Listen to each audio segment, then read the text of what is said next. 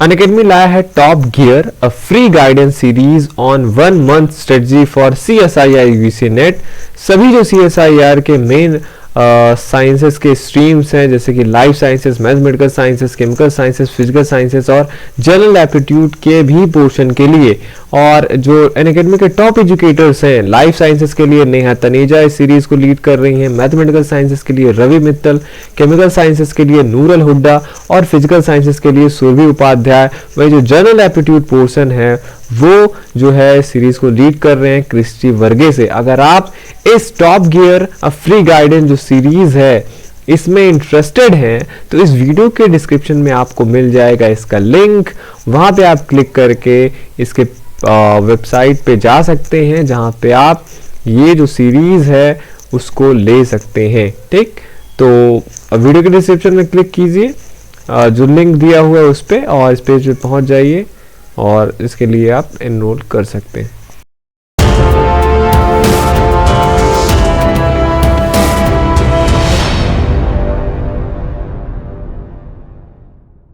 Hello friends, welcome to channel masters of botany again. मैं हूं आपका दोस्त विनय कुमार सिंह। पिछले वीडियो में मैंने आपको जाइगोमाइकोटिना के मेंबर्स हैं वो बताया था और फिर उन पे बेस MCQ भी कराया था। फिर एस्कोमाइसीड्स का मैंने सैक्रोमाइसीड जो स्पीसीज है वो भी ख़त्म किया था। अब हम एस्कोमाइकोटिना में ही अगला इंपॉर्टेंट मेंबर देखेंगे, एस्परजिलस।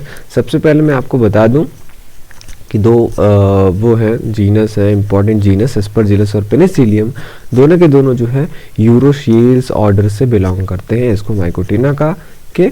और ये आप ध्यान रखिएगा, जो यूरोशियल्स होते हैं ये, मतलब मैं एस्परजिलस और पेनिसिलियम दोनों की बात कर रहा हूँ, ये मेनली क्या होते हैं, सैप्रोफाइट्स होते हैं। मतलब ये डेड ऑर्गेनिक मैटर पे ग्रो करते हैं, या कुछ भी आप चीज़ें रखे हैं, पिकल्स हुए, लेदर हुए, कपड़े हुए, तो ये वहाँ पे ग्रो करने लगते हैं। ठीक है, बहुत कॉमन है एस्परजिलस के कुछ स्पीसीज को तो लेबोरेटरी वीड भी बोला जाता है, ये बहुत कॉमन आपको ये मिल जाते हैं। ठीक है, तो ये मेनली सैप्रोफाइट्स होते हैं, कुछ पैरासाइट्स नोन है।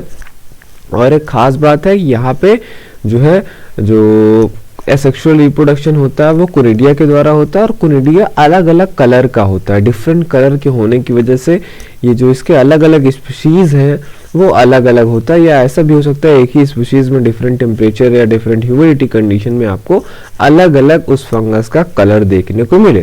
तो एक तो मेनली सैप्रोफाइट्स, और जो कोनिडिया होता है इसका, उसकी वजह से फंगस कलर होते हैं। कलर आपको जो इसमें कलरेशन देखने को मिलेगा वो कोनिडिया की वजह से देखने को मिलता है।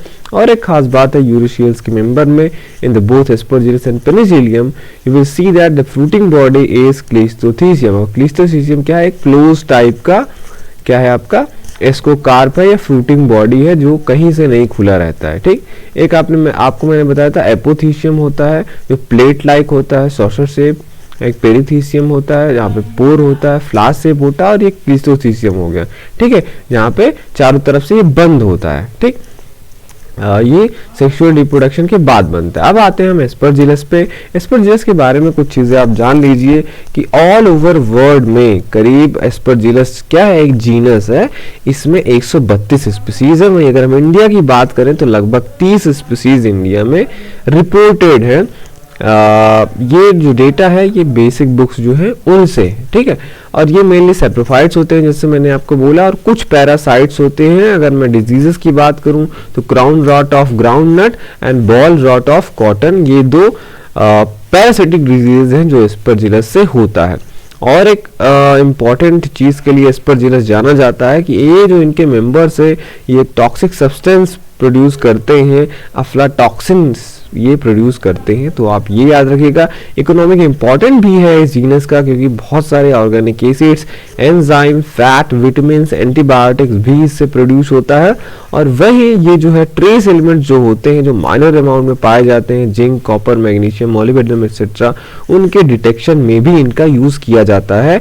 और एक जो एस्परजिलस का स्पीसीज है एस्परजिलस फ्यूमिगेटस, उसमें एंटी फंगल प्रॉपर्टी भी होती है। That means they repel other fungi. Mycelium की अगर हम बात करें जो इसका जनरल फीचर होगा तो ये प्रोफ्यूजली ब्रांच होते हैं, ठीक है, ब्रांचिंग इसमें ज्यादा होती है। सेप्टेशन भी आपको यहाँ पे देखने को मिलता है, मतलब सेप्टा। और जो सेल्स होते हैं इंडिविजुअल सेल, क्योंकि सेप्टेशन के बाद जो होता है थैलासिनोसिटिक नहीं रह जाता है, तो जो इंडिविजुअल सेल्स होते हैं इनमें वो मल्टी न्यूक्लिएट सेल्स होते हैं।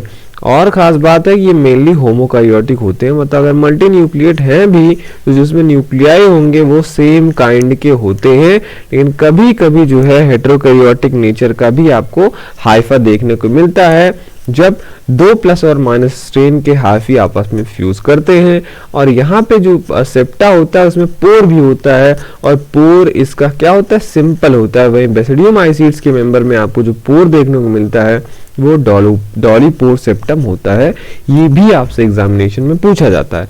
अब हम बात कर लेते हैं कि एस्परजिलस में रिप्रोडक्शन कैसे होता है, क्योंकि कोई भी ऑर्गेनिज्म है, मान लीजिए आपने उसका फीचर पढ़ा, लेकिन अगर आज वो इस दुनिया में जिंदा है, आप उनके जो प्रोजनीज हैं वो देख पा रहे हैं, जिंदा कौन होगा, जो रिप्रोड्यूस करेगा, ठीक है। मान लीजिए एक 1000 साल पहले कोई चीज थी, अगर उसने रिप्रोड्यूस नहीं किया तो बहुत कम चांसेस है कि वो इतना दिन तक जिंदा रहे, क्योंकि इंडिविजुअल तो उसमें डेथ हो जाता है। तो रिप्रोडक्शन की वजह से उसके प्रोजेनीज है लगातार हम कंटिन्यूअस, तो ये जनरेशन टू जनरेशन देखने को मिलता है, तो इसलिए रिप्रोडक्शन इंपॉर्टेंट है। अब रिप्रोडक्शन यहाँ पे 3 टाइप का होता है, vegetative, asexual and sexual. Vegetative reproduction जो होता है आपका ये बाई फ्रेगमेंटेशन होता है। दैट मीन्स जब आपका ये जो माइसीलिया है ये ब्रेक कर जाए तो उसके फ्रैगमेंट्स जो होते हैं अलग जो होता है थैलस में ग्रो कर जाते हैं।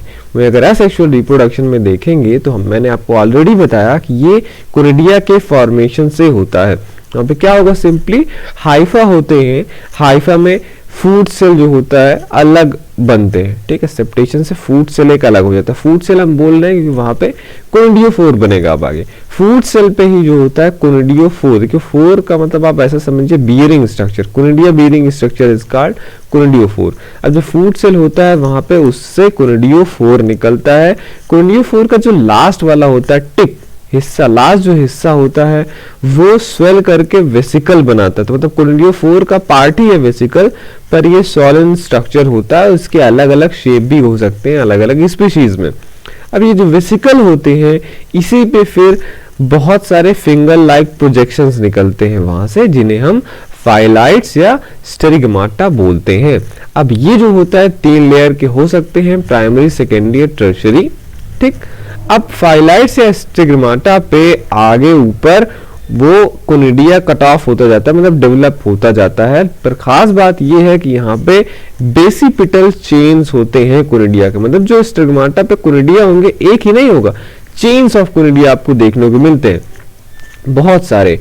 और जो एकदम टर्मिनल पोजीशन पे होता है वो आपका हाईएस्ट मैच्योर होता है, और जो नीचे होता है वो यंग होता है। तो इसी वजह से बेसिपिटल सक्सेशन मिलता है आपको। एक्रोपिटल बोलेंगे जब एकदम टॉप का यंग होगा, नीचे का मैच्योर होगा, और बेसिपिटल बोलेंगे जब टॉप का मैच्योर होगा और एकदम बेस का यंग होता है। तो ये हो गया बेसिपिटल चेन में। अब जो कोनिडिया होते हैं यूजुअली ग्लोबोस होते हैं, इक्विलेट होते हैं, दैट मींस इंडिविजुअल कोनिडिया पे भी आपको कई सारे आउटग्रोथ्स देखने को मिलेंगे, स्पाइन लाइक स्ट्रक्चर देखने को मिलेंगे, और ये जो होते हैं कोनिडिया यूनिन्यूक्लिएट नेचर के होते हैं। अब मैंने आपसे बोला कि कोनिडिया का कलर डिफरेंट हो सकता है due to various pigment, so they can be of yellow, green, brown और ब्लैक इन कलर, ठीक है। तो जो कल्चर प्लेट्स पे या ऐसे ही किसी चीज पे ग्रो करता रहता है, आपको कोई चीज देखते हैं आप इस पे फंगस लग गया है ब्लैक कलर का, ग्रीन कलर का, ब्लू कलर का, तब वो उसके कोनिडिया की वजह से वहां पे कलर आएगा, ठीक है। अब यही कोनिडिया जब उससे डिटैच हो जाते हैं, मैच्योर हो जाते हैं, वो कहीं किसी सरफेस पे वो कर दिए जाते हैं, एनफ मॉइस्चर पाने के बाद जो ग्रोइंग कंडीशंस है वहां पे वो जर्मिनेट करके नया माइसीलियम बना लेता है। सेक्सुअल रिप्रोडक्शन पे अगर हम आते हैं तो सेक्सुअल रिप्रोडक्शन एस्परजिलस में अनकॉमन है। दैट मींस जनरली ये नहीं होता है कि वहां पे सेक्सुअल रिप्रोडक्शन हो, mostly they grow with the help of conidia which is a part of sexual reproduction. तो अनकॉमन है ये मोस्टली होमोथैलिक होते हैं। सबसे सेक्सुअल रिप्रोडक्शन की बात आएगी तो हमेशा ये बात आएगी कि मेल फीमेल रिप्रोडक्टिव जो ऑर्गन्स होते हैं वो सेमी थैलस पे आपस में फर्टिलाइजेशन करते हैं कि नहीं? तो अगर सेमी थैलस के आपस में फर्टिलाइजेशन करते हैं तो वो होमोथैलिक कहलाएगा। और कुछ जो होते हैं मोस्टली तो होमोथैलिक ही होते हैं, लेकिन कुछ जैसे कि एस्परजिलस फिशरी, एस्परजिलस हेटेरोथैलिकस, ये सब हेटेरोथैलिक नेचर के होते हैं। और ये जो सेक्सुअल रिप्रोडक्शन होता है आइसोगैमस भी हो सकता है या एनाइसोगैमस, मतलब जो फ्यूजिंग रिप्रोडक्टिव आपके लिए जो गैमीट्स हैं वो सेम ही मॉर्फोलॉजिकल फीचर के होंगे तो आइसोगैमस होगा, और डिफरेंट मॉर्फोलॉजिकल फीचर का होगा तो एनाइसोगैमस होगा। आइसोगैमस आपको एस्परजिलस निडल्स पे देखने को मिलेगा और वहीं एनाइसोगैमस आपको ए रिपेंस में देखने को मिलता है। अब बात कर ले हम एंथ्रीडियम का, तो आप देखेंगे कि एंथ्रीडियम के डेवलपमेंट पे, एंथ्रीडिया क्या है? आपका मेल रिप्रोडक्टिव ऑर्गन है। प्रोग्रेसिव डीजनरेशन देखने को मिलता है एंथ्रीडिया में, मतलब जो लोअर एस्परजिलस के स्पीसीज हैं उनमें कॉम्प्लेक्स एंथ्रीडियम बनता है, फंक्शनल बनता है। वहीं जब हायर हम देखेंगे, हायर एस्परजिलस जो स्पीसीज हैं इवोल्यूशन में आगे हैं उनमें डीजनरेशन देखने को मिलती है।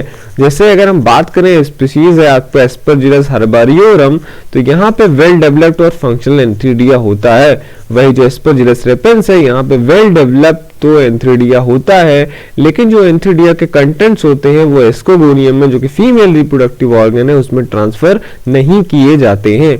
In many not a functional nuclei in mature antheridia, और बहुत सारे, ये तो बात हुई ए हर्बोरियम और ए रिपेंस की, एक में फंक्शनल होता है, वेल डेवलप होता है, रेपेंस में वेल डेवलप तो होता है लेकिन ट्रांसफर ही नहीं होता है उसका एस्कोगोनियम में कंटेंट। और बहुत सारे जो एस्परजिलस के स्पीसीज हैं उसमें जो होता है वो जो न्यूक्लियाई होता है एंथ्रीडिया के अंदर वो नॉन फंक्शनल होता है। ठीक, वहीं अगर आप देखेंगे एस्परजिलस फ्लेवस और फिशरी और फ्यूमिगेटस में एंथ्रीडिया बनता ही नहीं है। तो ये क्या है? इसमें प्रोग्रेसिव डीजनरेशन देखने को मिलता है। ठीक है, अब हम बात करें एस्कोगोनियम का, जो कि आपका फीमेल रिप्रोडक्टिव ऑर्गन है।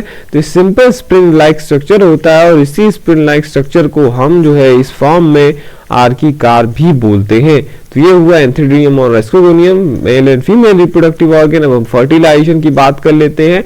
डेवलपमेंट ऑफ एस्कस और एस्कोकार्प, तीनों चीजें मैं इसी में आपको बता रहा हूँ क्योंकि छोटी चीजें हैं और इंपॉर्टेंट हैं एस्कोमाइसीट्स के लिए। अब देखिए यहाँ पे जो एस्परजिलस है उसमें जो फर्टिलाइजेशन होगा वो गेमेटेंजियल कॉन्टैक्ट के द्वारा होगा। गेमेटेंजियल कॉन्टैक्ट में होता क्या है कि फर्टिलाइजेशन ट्यूब बनता है, दो गेमेटेंजिया आपस में फ्यूज नहीं करते, उनके बीच में क्या होगा? फर्टिलाइजेशन ट्यूब बनेगा, उससे ही जो होता है मेल जो गैमीट होगा वो ट्रांसफर होता है। और उसके बाद जब मान लीजिए मेल न्यूक्लियाई फीमेल उसमें एस्कोगोनियम में चला गया, तो जो न्यूक्लियाई होते हैं वो इमीडिएटली कभी भी फ्यूज नहीं करते हैं एस्परजिलस में, कि बस गया तुरंत। जैसे नॉर्मल फर्टिलाइजेशन में आप देखते हैं कि मेल फीमेल न्यूक्लियाई आपस में फ्यूज कर गए जाते ही या कुछ देर बाद, पर ऐसा इसमें नहीं होता है। फिर फीमेल और फीमेल जो न्यूक्लियाई होते हैं उनका फ्यूजन नहीं होता है और डाइकैरियन का फॉर्मेशन होता है। दैट मीन्स वो उसी फॉर्म में काफी टाइम तक रहता है कि एक ही सेल में दो अलग अलग मेटिन टाइप के न्यूक्लियाई रहेंगे। अब डाइकैरियन का फॉर्मेशन हो जाता है, उसके बाद वहां पे एस्कस बनने लगता है। एस्कस जो होते हैं उसमें यही आपको जो रिप्रोडक्टिव बॉडीज है एस्कोस्पोर्स बनते हैं। ठीक, पहले तो एस्कस बनेगा जिसके अंदर एस्कोस्पोर्स रहते हैं, और जो एस्कस का फॉर्मेशन होता है वो बहुत यूनिक होता है। इसमें क्रोजियर फॉर्मेशन होता है। क्रोजियर फॉर्मेशन क्या हुआ?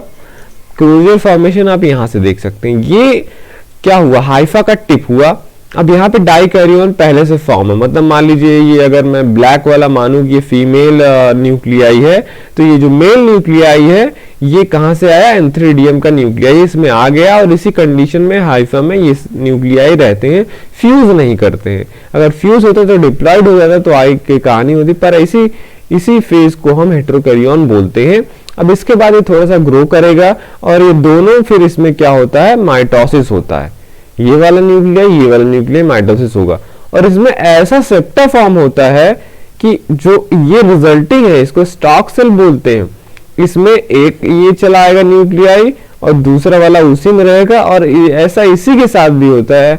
जो मान लीजिए मेल वाला न्यूक्लियाई था वो भी इसका डिवीजन के बाद ये अलग हो जाएगा। मतलब जो टर्मिनल सेल होगा उसमें एक अलग टाइप का न्यूक्लियाई होगा, जो स्टॉक सेल रहेगा उसमें अलग टाइप का न्यूक्लियाई रहेगा। मान लीजिए जैसे मैंने आपसे बोला ये फीमेल न्यूक्लियाई है, ये मेल न्यूक्लियाई है, और इसको पिन अल्टीमेट सेल बोलते हैं। अल्टीमेट मतलब टर्मिनल, और पिन अल्टीमेट मतलब जस्ट उसके पहले वाला सेल।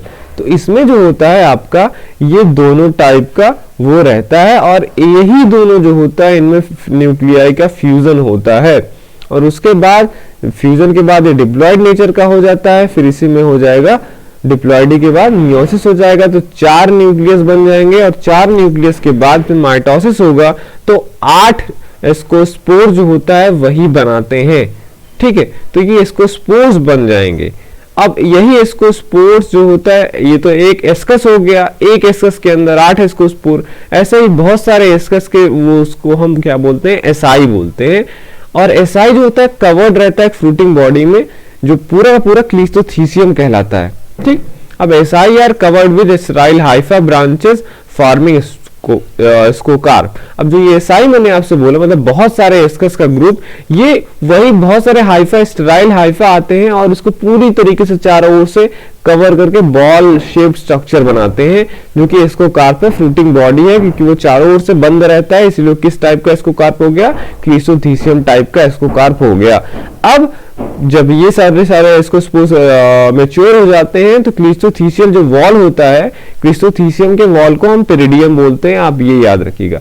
अब इसका क्या होता है, ब्रेकडाउन होता है, डीजनरेट हो जाता है वो वॉल। उसके बाद जो होता है इसका सेल्स को स्पोर्स रिलीज होते हैं और सूटेबल एनवायरमेंटल कंडीशंस में वो ग्रो करके एस्परजिलस का थैलस बनाते हैं। ये सारी कहानी थी आपका एस्परजिलस का। अब नेक्स्ट वीडियो में मैं इसके एमसीक्यूज लाऊंगा और कुछ जो होता है पेनिसिलियम के बारे में, जो अलग मतलब नेक्स्ट इंपॉर्टेंट मेंबर है, उसके बारे में भी मैं बात करूंगा। ठीक है, देखते रहिए आप अपना channel masters of botany, and thank you for watching this video. अगर आप प्रिपेयर कर रहे हैं बनारस हिंदू यूनिवर्सिटी की एमएससी बॉटनी एंट्रेंस एग्जाम के लिए, तो प्रीवियस 13 इयर्स के क्वेश्चन पेपर का सोल्यूशन विद एक्सप्लेनेशन, ये बुक आपको बहुत हेल्पफुल होगा। इस वीडियो के डिस्क्रिप्शन में आपको इसका लिंक मिल जाएगा, आप वहां से परचेज कर सकते हैं। और साथ ही साथ अगर आप बहुत सारे एमसीक्यू सॉल्व करना चाहते हैं, अप्रॉक्स 10,000 सारे algae fungi bryophyta gymno angio cytology biochemistry सारे, तो ये बुक आपके लिए बहुत अच्छा है। इसका भी लिंक आपको इस वीडियो के डिस्क्रिप्शन में मिल जाएगा, दोनों बुक आप परचेज कर सकते हैं।